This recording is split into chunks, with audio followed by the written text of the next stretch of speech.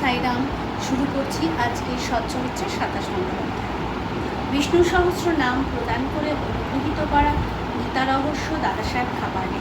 এই অধ্যায়ে শ্রী সাই বাবা ধার্মিক গ্রন্থগুলিকে পরস্পর্শ করে নিজের ভক্তদের পরায়ণের জন্য দিয়ে কীভাবে তাদের অনুগ্রহিত করতেন এবং অন্যান্য কিছু ঘটনা উল্লেখ করা হয়েছে। প্রারম্ভ লোকে এটা বিশ্বাস করে যে সমুদ্রে স্নান করলে সমস্ত তীর্থ এবং পবিত্র নদীতে স্নান করার কোনো লাভ হয়। ঠিক সেরকমই সদ্গুরুর চরণে আশ্রয় নিলে তিনটি শক্তি ব্রহ্মা বিষ্ণু মহেশ্বর এবং পরব্রহ্মকে প্রণাম করার মঙ্গলজনক ফল সহজেই পাওয়া যায়। শ্রী সচ্চিদানন্দ সাই মহারাজের জয়। তিনি তো ভক্তদের জন্য কল্পতরু, দয়ার সাগর এবং আত্মবোধির দাতা। হে সাই, তুমি নিজের কাহিনী শ্রবণ করিয়ে তোমার প্রতি আমার শ্রদ্ধা জাগাও। যেমন স্বাতী নক্ষত্রের কেবল এক বিন্দু বৃষ্টির জল পান করেই চাতক পাখি প্রসন্ন হয়ে যায়, সেই রকমই নিজের কথার সারসিন্ধু একটি জলকণার সহস্রাংশ দিয়ে দাও, যার দ্বারা পাঠকগণ শ্রোতাদের হৃদয়চিত্ত হয়ে আনন্দে ভরে উঠুক। শরীর হতে শ্বেত প্রবাহিত হোক, জলে চোখ ভরে থাক, প্রাণ স্থির হয়ে চিত্ত একাগ্র হয়ে যায়, অনেকখানে যেন দেহে রোমাঞ্চ জেগে ওঠে। এরকম সাত্ত্বিক ভাব সবার মধ্যে জাগ্রত করে দাও। পারস্পরিক বৈমনস্য জাতপাতের প্রভেদ নষ্ট করে দাও। তারা যেন তোমার ভক্তিতে ফুপিয়ে কাঁদে, ব্যাকুল হয়ে ওঠে এবং তাদের শরীরে যেন কম্পন দেখা দেয়।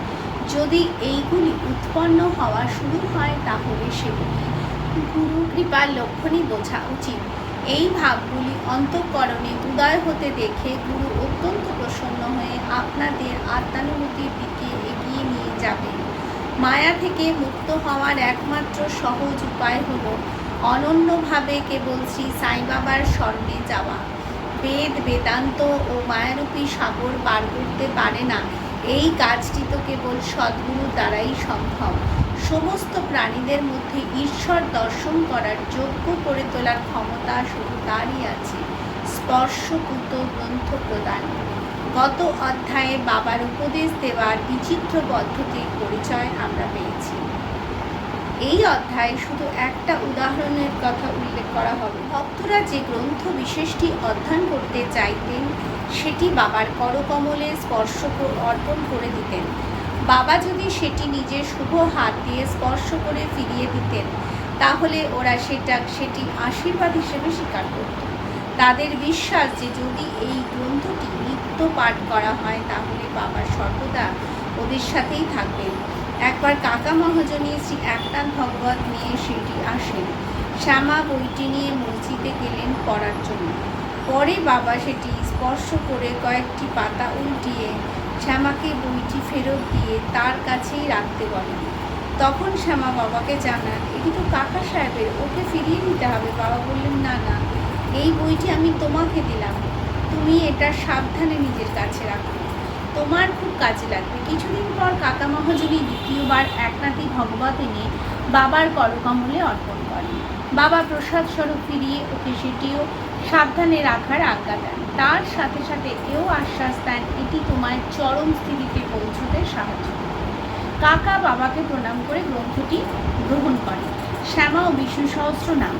শ্যামা বাবার অতি অন্তরঙ্গ ভক্ত ছিলেন, তাই বাবা ওকে এক বিচিত্র উপায় বিষ্ণু সহস্র নাম প্রসাদ রূপে দিতে ছিল। সেই সময় এক রামদাসী সিঁড়িতে এসে কিছুদিন ছিল। সে রোজ ভোরবেলা উঠে হাত মুখ ধোয়ার পর স্নান করে গেরুয়া কাপড় পরে শরীরে উদি মেখে বিষ্ণু সহস্র নাম জপ, তারপর করত অন্যান্য ধার্মিক গ্রন্থের পাঠ। বাবা শ্যামাকে দিয়েও বিষ্ণু সহস্র নাম পাঠ করাতে চাইতেন। এই সূত্রে ওই রামদাসীকে নিজের কাছে ডেকে বলেন, আমার পেটে খুব ব্যথা হচ্ছে, সোনামুখী পাতার রস না খেলে আমার ব্যথা দূর হবে না। রামদাসী তক্ষুনি পাট ছেড়ে বাজারের দিকে ছুটল। বাবা তখন নিজের আসন থেকে উঠে রামদাসীর আসনের কাছে গিয়ে বিষ্ণু সহস্র নাম বইটি উঠিয়ে আবার নিজের আসনে ফিরে আসেন।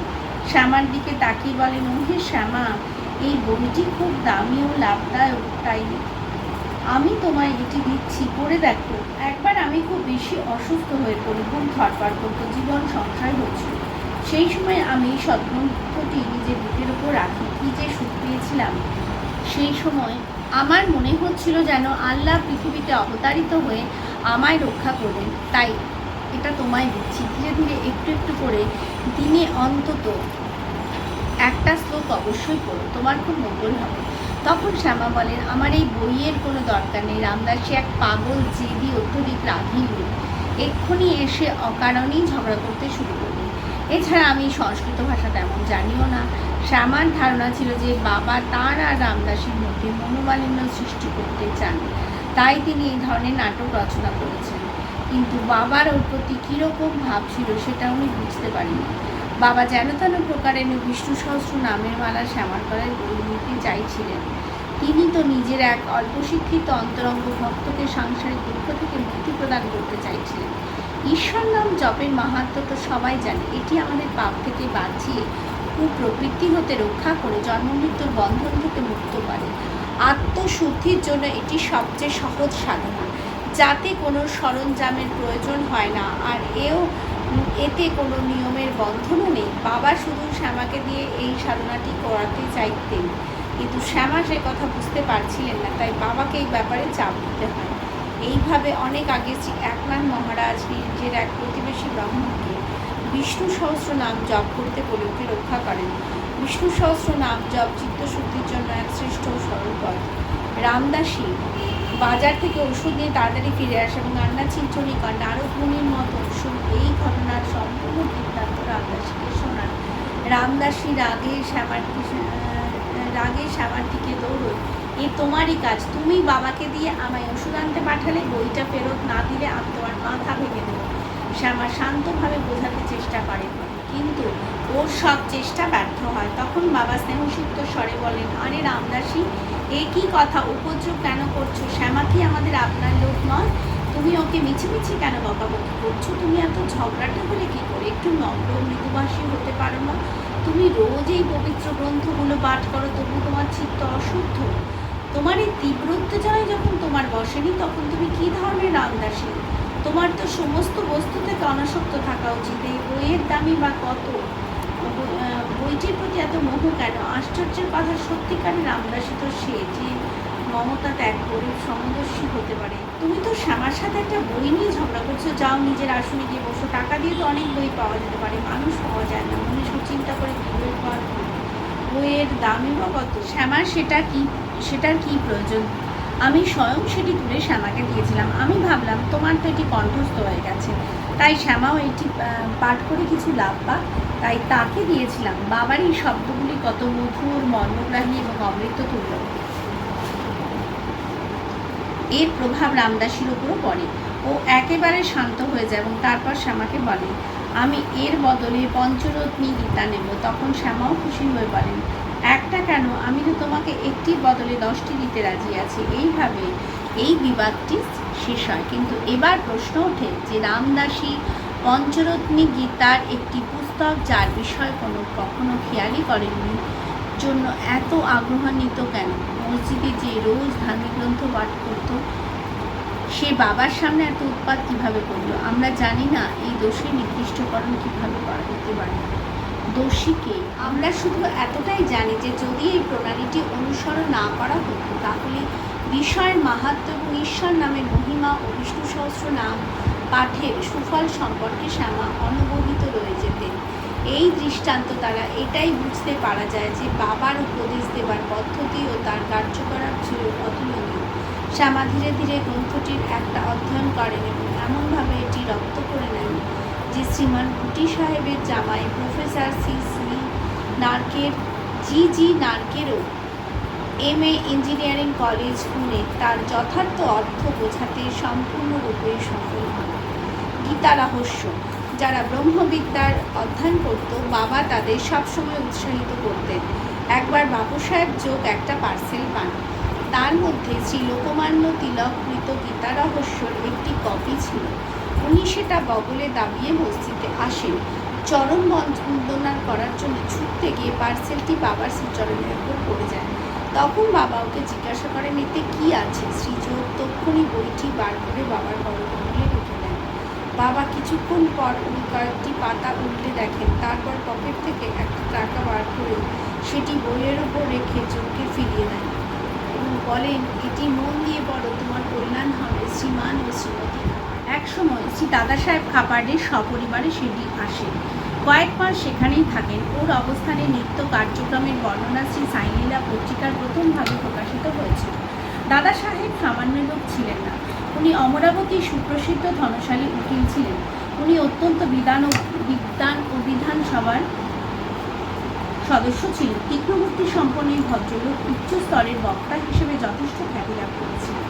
এত গুণবান হওয়া সত্ত্বেও বাবার সামনে মুখ খোলার সাহসও হতো না। অনেক ভক্তই বাবার সঙ্গে কথা বলতেন এবং যুক্তিতর্ক করতেন। শুধু তিনজন ব্যক্তি, খাপার্ডে, নুরকর ও বুটি সাহেব, সবসময় চুপ করে থাকতেন। ওরা অতি বিনম্র, ভদ্র, মধুর স্বভাবের লোক ছিলেন। দাদা সাহেব বিদ্যানন্দ স্বামী দ্বারা রচিত পঞ্চদশী নামক প্রসিদ্ধ সংস্কৃত গ্রন্থে অদ্বৈত বেদান্তের তত্ত্বজ্ঞান বিষয়ক ব্যাখ্যা অন্যদের বোঝাতেন, কিন্তু যখন বাবার সামনে বলছিতে আসতেন তখন একটা শব্দ উচ্চারণ করতেন না। আসলে যে যতই বেদান্তে পারঙ্গম হোক না কেন, ব্রহ্মপদে স্থিত ব্যক্তির সামনে ও শুষ্ক জ্ঞান আলোকপাত করতে পারে না। দাদা সাহেব 4 মাস ও স্ত্রী 7 মাস শিরডি ছিলেন। ওরা দুজনেই শিরডি অবস্থানে অত্যন্ত সুখী হয়েছিলেন। শ্রীমতী খাপার্ডে ছিলেন এক শ্রদ্ধালু এবং ভক্তিপতি মহিলা। ওর শ্রী সাঁয়ের প্রতি প্রগাঢ় প্রেম ছিল। প্রতিদিন দুপুরে নিজে নৈবেদ্য নিয়ে মসজিদে যেতেন। বাবা সেটা গ্রহণ করে তবেই ফিরে এসে নিজে খাবার খেতেন। বাবা অন্যদের শ্রীমতী খাপার্ডের অটল শ্রদ্ধার খনিক দর্শন করাতে চাইলেন। একদিন দুপুরবেলা উনি সুজির পায়েস, লুচি, ভাত, পাঁপড়, অন্যান্য ভোজ্য পদার্থ নিয়ে মসজিদে আসেন। অন্যান্য দিন বাবার প্রতীক্ষায় খাবার করে থাকতেন, কিন্তু সেই দিন তিনি তক্ষুনি উঠে খাবারের জায়গায় আসন গ্রহণ করেন। থালার ওপর থেকে কাপড় সরিয়ে সানন্দে খাবার খেতে শুরু করে দেন। তখন শ্যামা বলেন, এই পক্ষপাতিত্বের কারণটি কি? অন্যদের থালা থেকে আপনি ফিরেও তাকান না, বরং কখনো কখনো সেগুলি সরিয়ে দেন। কিন্তু আজ আপনি খুবই উৎসুক হয়ে ও খুশি হয়ে খাচ্ছেন। আজ এই মায়ের খাবার আপনার এত সুস্বাদু কেন লাগছে? বড়ই বিচিত্র ব্যাপার তো। তখন বাবা নিম্নলিখিত ব্যাপারটি বোঝান। সত্যি ব্যাপারটা বড় বিচিত্র। পূর্বজন্মের মহিলাটি এক ব্যবসায়ী বলেছিল, প্রচুর দুর্নীত পশুজনী ছেড়ে এক মালির বাড়ি জন্ম নেয়।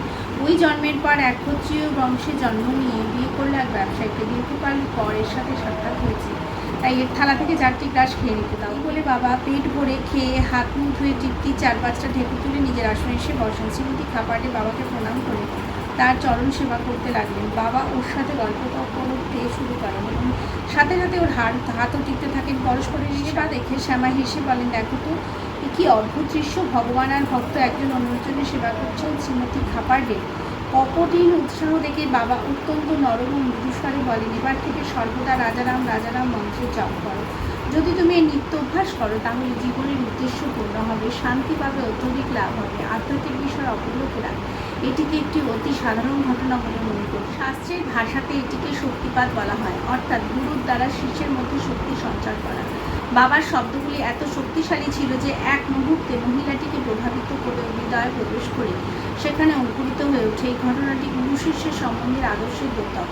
গুরু ও শিষ্য দুজনেই একজন অন্যজনকে অভিন্ন চেনে, একজন অন্যজনকে প্রেম ও সেবা করেন, কারণ তাদের মধ্যে কোনো ভেদ নেই। তারা দুজনেই অভিন্ন এবং একে অন্যকে ছাড়া বাঁচতে পারে না। শিষ্য গুরুদেবের চরণতলে মাথা নত করছেন। এ তো শুধু বাহ্য দৃশ্য মাত্র।